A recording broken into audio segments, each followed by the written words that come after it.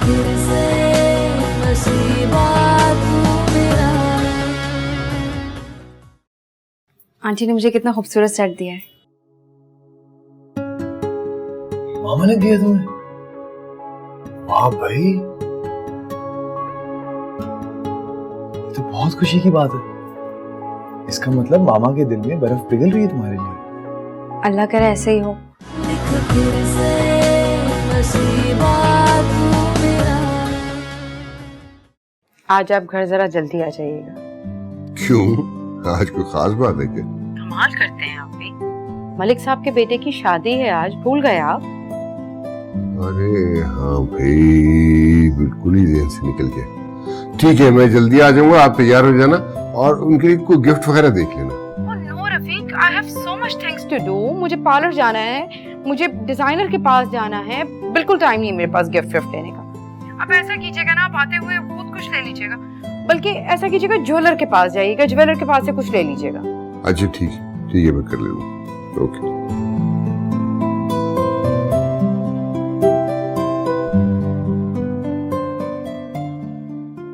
नहीं अब्बा, मैं ये सब नहीं ले सकता।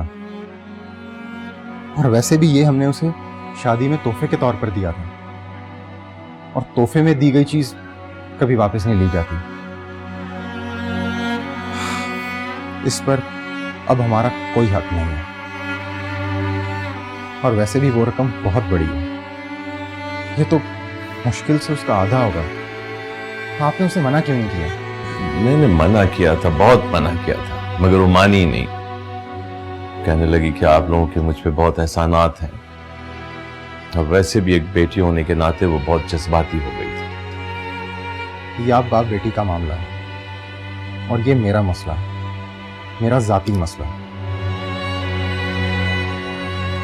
इसमें उसे अपने और आपके रिश्ते को नहीं लाना चाहिए। और आपने सोच भी कैसे लिया कि मैं एक लड़की से मदद लूंगा? और हम कल ही उसे ये वापस देकर आएंगे।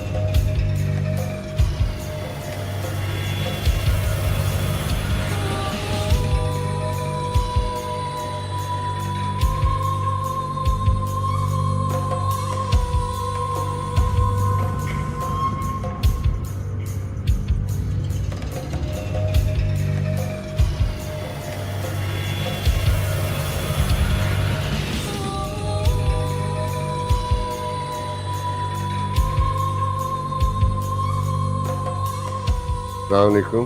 अस्सलाम, सब कैसी हो?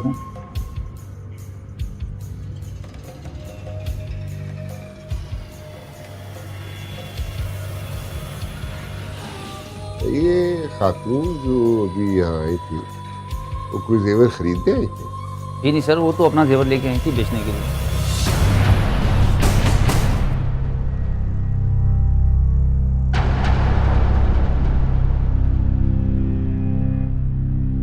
कितना जेवर था जो बेचने आई थी? काफी सारा था, मगर आप क्यों पूछ रहे हैं सर?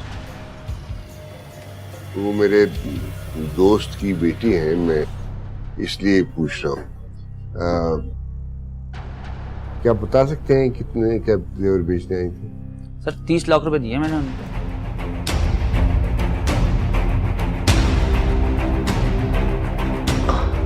मैं देख सकता हूँ, खरीदना चाहता हूँ। अरे सर क्यों नहीं, मेरा तो काम ही यही है सर।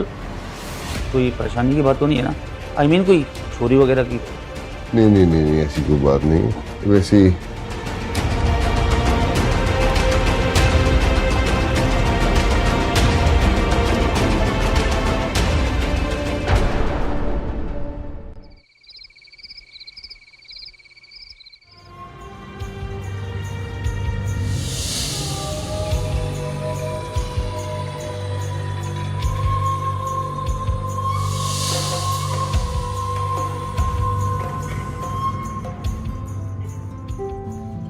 क्या हुआ, क्या सोच रहे हैं? कुछ नहीं, कुछ खास नहीं, बस ऐसी। आप अभी तैयारी नहीं, देर हो जाएगी। आपका तो वैसे ही माशाल्लाह काफी वक्त लगता है तैयारी। ऐसी कोई बात नहीं है, मैं बस अभी तैयार होती हूँ, तंजीला से अपना सेट लेकर आती हूँ डायमंड का, और फिर आकर फटाफट चेंज कर लेती हूँ। तंजीला से अपना डायमंड कट किया मतलब? भाई मैंने अपना डायमंड का सेट जो है वो तंजीला को दे दिया था ना, अब मैं जो ड्रेस पहन रही हूँ मुझे लग रहा है उसके साथ वो बहुत अच्छा जाएगा, तो मैं उसे बोरो कर लेती हूँ। मैं बस 2 मिनट में फिर रेडी हो। प्लीज।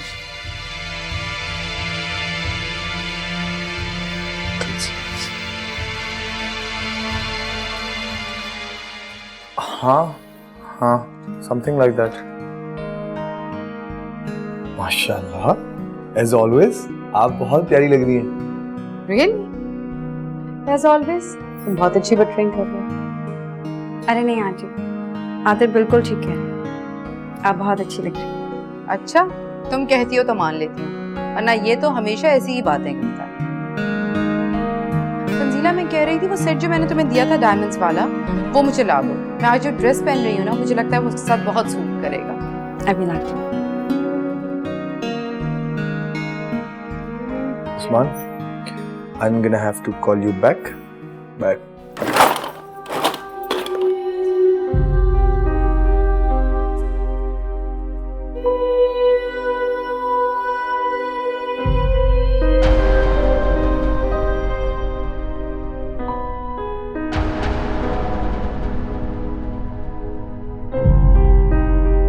क्या हो गया तंजीला, और कितनी देर लगेगी भाई? जी आंटी बस लाती हूँ।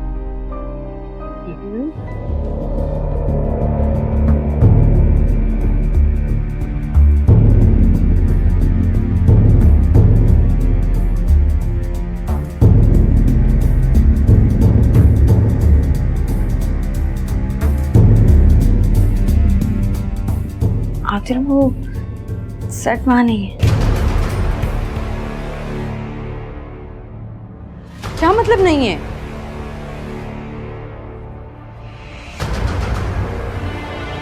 तंजीला, ठीक से देखो, कहाँ जा सकते हैं?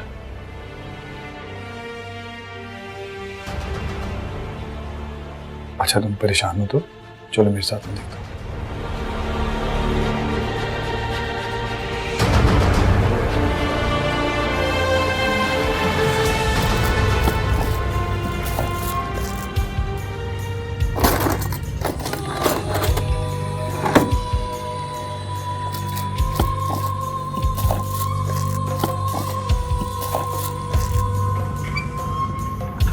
तंजीला, ठीक से याद करो तुमने कहाँ रखा था? आधे मैंने अपने हाथों से यही रखा था, मुझे अच्छी तरह याद है। ओह गॉड, मुझे तो समझ नहीं आता तंजीला, उसके कोई पाँव थोड़ी थी कि वो खुद चल के कहीं चला जाएगा। अरे तुमने ही कहीं रखा होगा, सोचो कहीं और तो नहीं रख दिया, किसी के पास तो नहीं रखवा दिया।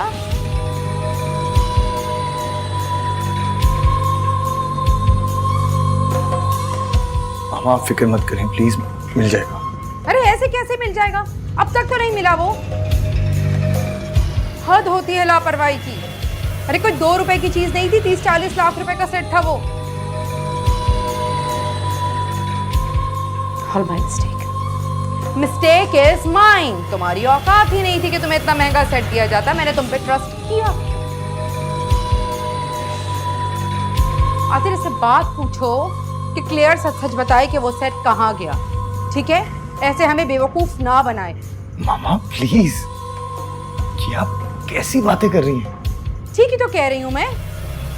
आतिफ, इसे कहो वो सेट ढूंढे और जल्दी से मेरे रूम में लेकर आए। मुझे तो कुछ समझ नहीं आ रहा भाई, ऐसे कैसे घर से जा सकती है कोई चीज? मामा रिलैक्स करें, कैसी बातें कर रही हैं?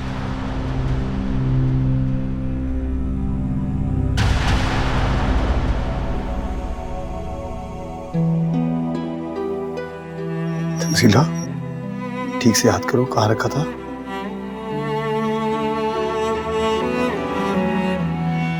तंजीला बेटा परेशान ना हो, आराम से ठंडे दिल से सोचो, गौर करो, शायद कुछ याद आ जाए। अरे आप तो ऐसे कह रहे हैं जैसे कुछ हुआ ही नहीं है। कोई 1-2 रुपए की चीज नहीं थी, 50 लाख का सेट था वो रफीक। शगुफ्ता प्लीज आप जरा खामोश रहें और मुझे बात कर दें। अंकल मैं सच कह रही हूँ, मैंने वहीं रखा था लेकिन अब जाकर देखा तो वहां नहीं है। मुझे तो खुद समझ नहीं आ रहा कि कहाँ गया। बेटा यहाँ करो, जब तुम मुझसे रख रही थी तो तुम्हारे पास कोई और था, किसी और ने तुम्हें देखा हो, कोई मुलाजिम हो सकता है, कोई। वो लड़की कहाँ है? बुलाएं जरा उसे। नहीं है वो, चली गई। यहाँ नहीं, कहाँ चली गई हो? गांव चली गई। गाँव गई है? कब गई है? कैसे गई है? कल परसों, पता नहीं कब, मुझे याद नहीं, लेकिन वो नहीं कर सकती ये काम। बड़े वसूख से कह रही हैं ये काम उसका नहीं है, बड़ा यकीन है आपको उसमें? Of course, वो खानदानी मुलाजमा है, उसकी 3rd जनरेशन है जो हमारे घर में काम कर रही है। उसकी नानी, उसकी दादी सब काबिले भरोसा थी, वो भी काबिले भरोसा है।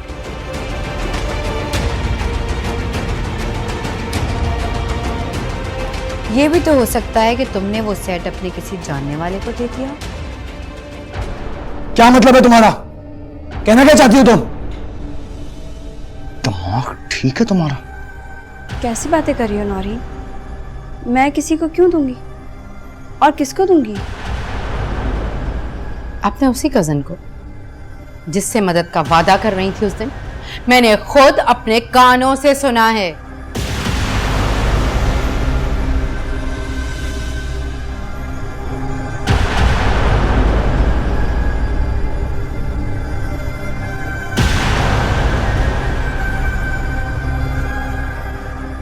नहीं नहीं आंटी, ऐसा कुछ नहीं है।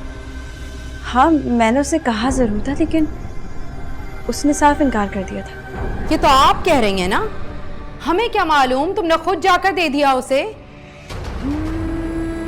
आंटी आप मुझ पर चोरी का इल्जाम लगा रही हैं। इल्जाम? What do you mean इल्जाम? मुझे यकीन है कि वो सेट तुमने ही अपने कजन को दिया है।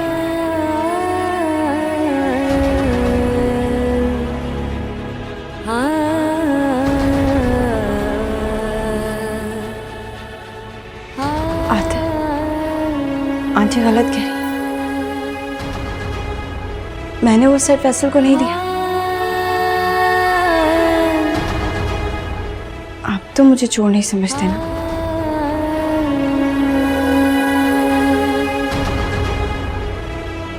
रफीक, मेरे ख्याल में तो हमें पुलिस में रिपोर्ट करवानी चाहिए। पुलिस को? क्या कहेंगे पुलिस को? अपने हाथों से अपनी बहू को पुलिस के हवाले कर दे? मतलब भरे चौराहे में, भरे बाजार में अपनी इज्जत अपने हाथों नीलाम कर दे? अरे जब घर की इज्जत को ही ख्याल नहीं तो आप किस बात की फिक्र कर रहे हैं? ये तो इसके सोचने का काम था ना।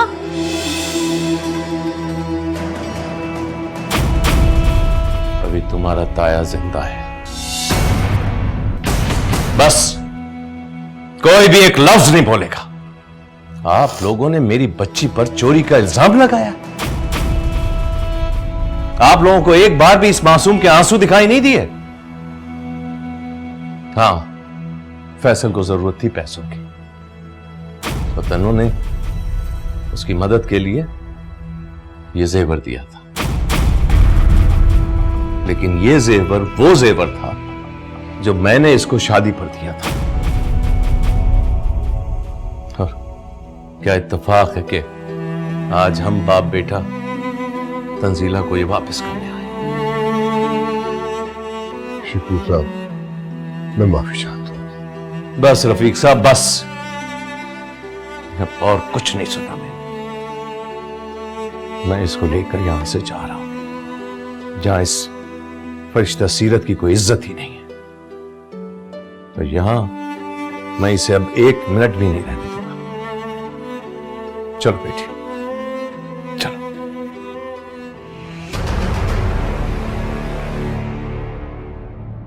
मुझे तुमसे ये उम्मीद नहीं थी आदर।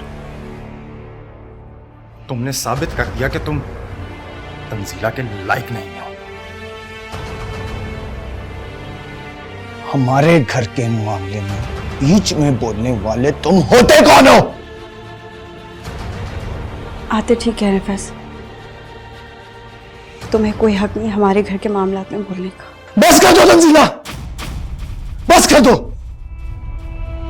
इसकी इतनी जुर्रत आज इसीलिए क्योंकि तुमने इसे ढील दी, नहीं तो सबके सामने मुझसे ऐसे बात करने की ये हिम्मत ना करता। बस आतिर बस। अपनी बीवी पर लगे हुए इल्जाम का तो तुम दिफा नहीं कर सके, उल्टा हमारी नीयत पे शक कर रहे हो तुम। चलो तंजीला।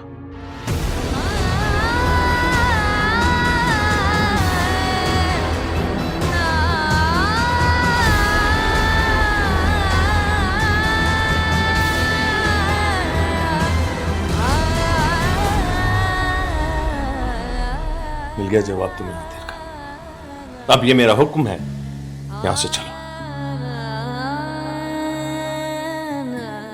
चलो फैसल। किस्मत से करे क्या कोई गिला, जो होना था हो के रहा।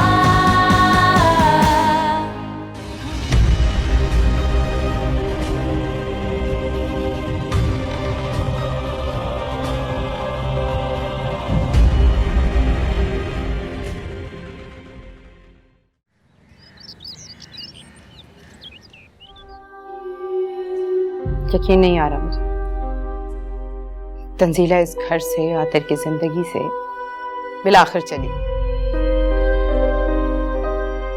यकीन तो मुझे भी नहीं आ रहा आंटी, बस एक धड़का सा लगा हुआ है। धड़का? कैसा धड़का?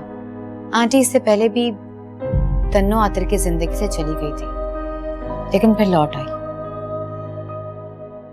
और ऐसा ना हो कि इस बार भी वो वापस आ जाए।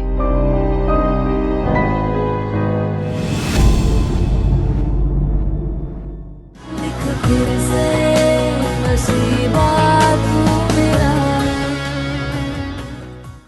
अच्छा, तो फिर उसने उस वक्त तुमसे मुंह क्यों फेर लिया? क्यों स्टैंड नहीं लिया तुम्हारे लिए? और जब तुम्हें उसकी जरूरत थी वो तुम्हारे साथ नहीं था तंजीला, और तुम अभी उसकी तरफदारी कर रही हो। हाँ कर रही हूँ, ये मेरा और आतिर का मामला है, खुदा के लिए तुम बीच में मत आओ। मैंने अपना मुकदमा अपने रब पे छोड़ दिया, उसका जो फैसला होगा मुझे कबूल होगा।